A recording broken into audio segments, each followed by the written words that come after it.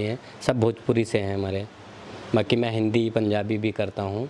तो भोजपुरी में खास कारण का है जो अभिनय में या अपन करियर बना रहा मानी? भोजपुरी में 5-6 प्रोजेक्ट कर चुका हूँ और एल्बम मैंने किया है कम से कम 25 एल्बम किया है। और भोजपुरी में थोड़ा आसान है क्योंकि उतना पर्सनालिटी भी नहीं है हिंदी के लिए और भाषा भी अच्छा है भोजपुरी का।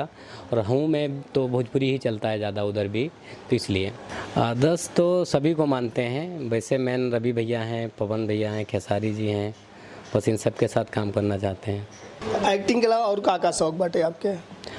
एक्टिंग के अलावा पॉलिटिक्स है और मीडिया लाइन से भी मैं प्रेस रिपोर्टर भी, ब्यूरो चीफ भी रहा हूँ एक अखबार का, और अन्ना हजारे पार्टी के जिला अध्यक्ष भी रहा हूँ शाहजहानपुर ज़िले से।